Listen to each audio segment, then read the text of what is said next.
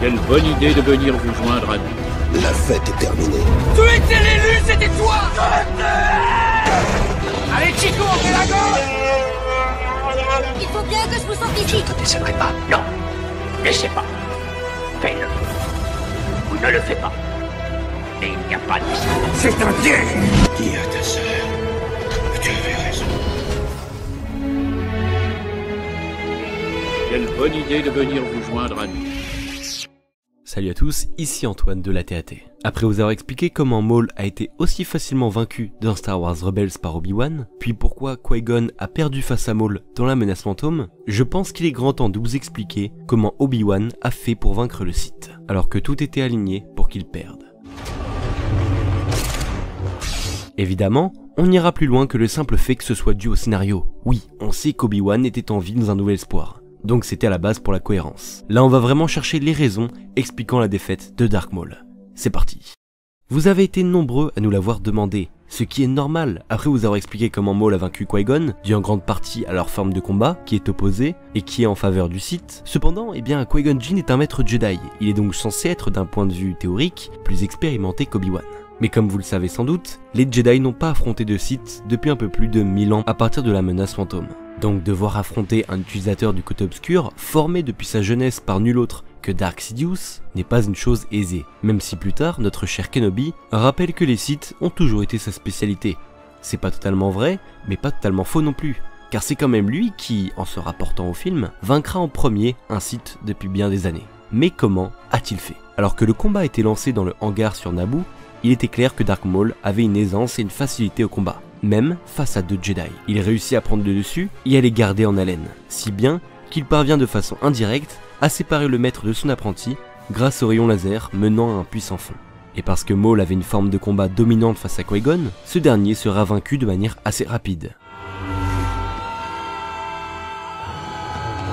Avant de poursuivre, je voulais répondre à un abonné qui nous avait posé une question très pertinente sur Instagram, étroitement liée au sujet de la vidéo. Je vous invite d'ailleurs à nous rejoindre sur ce réseau si ce n'est pas déjà fait. Sa question est la suivante: pourquoi Obi-Wan n'a pas tout simplement rejoint Qui-Gon en se propulsant avec la force, comme il le fait au début du film face au droïde Eka? C'est vrai, ça aurait été nettement plus simple si Qui-Gon affrontait Maul aux côtés de son apprenti, dans cet endroit si confiné. Cependant, Obi-Wan n'a pas pu pour 2 raisons. La première étant qu'il devait être épuisé. N'étant qu'un padawan, il ne peut pas affronter un Sith puis user de la force pour se propulser comme ça. Ça requiert de l'énergie. Et enfin, deuxième raison, la zone était carrément incertaine. Il fallait un timing presque parfait pour passer à travers les faisceaux laser pendant qu'ils étaient inactifs. Pas sûr qu'à l'arrivée, ils puissent s'arrêter avant le gouffre. Donc oui, Obi-Wan ne pouvait malheureusement pas rejoindre son maître grâce à la vitesse de force. Qui-Gon sera alors vaincu par Maul, ce qui atteindra psychologiquement le jeune padawan, qui est prêt plus que jamais à en découdre avec l'assassin de son maître. Même si Obi-Wan reste un des Jedi qui représente le plus les valeurs de ces derniers, à savoir la sérénité, la clairvoyance, le contrôle de soi et de ses émotions, etc.,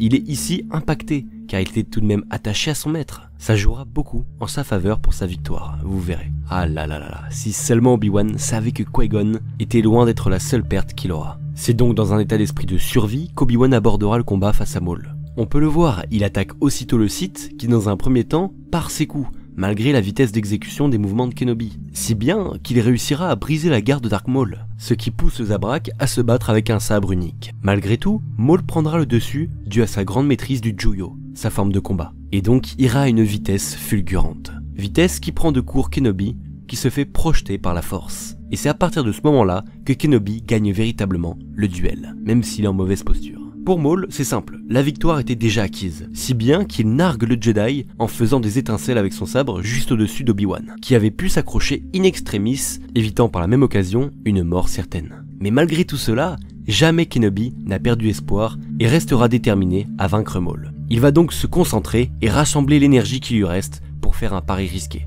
Celui de prendre de vitesse Maul. Et il y arrivera. En réalité, surtout le fait que Maul pensait déjà avoir gagné qui lui causera sa perte. Il était loin d'imaginer que le jeune padawan tenterait le tout pour le tout en le prenant un revers, tout en lui assénant un puissant coup avec le sabre laser de Qui-Gon. D'ailleurs, je pense très sincèrement que le Zabrak avait oublié la présence du sabre du maître Jedi au sol, car il ne réagit même pas quand Obi-Wan l'attire vers lui avec la force. On peut le voir sur le visage du Sith, mais il se demandait ce qu'il se passait. On peut le voir froncer les sourcils. pour lui, la victoire était déjà en poche. Donc c'est pour cette raison qu'il n'a pas réagi et qu'il se retourne vers lui. Il ne le pensait pas capable d'un tel exploit. C'est donc son arrogance et sa naïveté qui causera sa perte face à un jeune Jedi très prometteur et disons-le, très créatif. Il y a aussi la vitesse d'Obi-Wan qui a devancé le Sith. Bien que dans le film on ait l'impression qu'il ne se déplace pas si vite que ça, et pourtant il faut savoir que Maul n'a pas eu le temps de réagir, lui qui a l'essence si affûtée. Ajoutez à cela le fait qu'il aurait oublié la présence du sabre de Qui-Gon, et vous avez tous les éléments de réponse entre vos mains.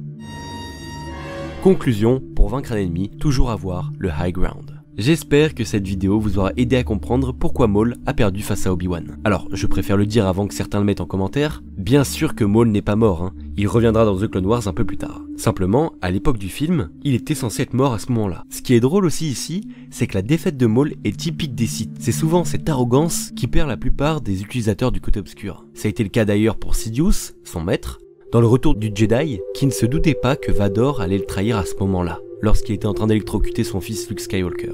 Enfin bref, voilà pour la vidéo. Si elle vous a plu, pensez à lâcher le pouce bleu de l'espace pour nous soutenir, c'est très important les amis. Pensez aussi à rejoindre la force en vous abonnant à la chaîne, ainsi qu'à notre chaîne secondaire AT&T Studio, et nos différents réseaux sociaux, Instagram, Twitter, TikTok, les liens sont dans la description comme toujours. Sur ce, je vous dis à la prochaine, c'était Antoine de l'AT&T, prenez soin de vous, et que la force soit avec vous. Toujours.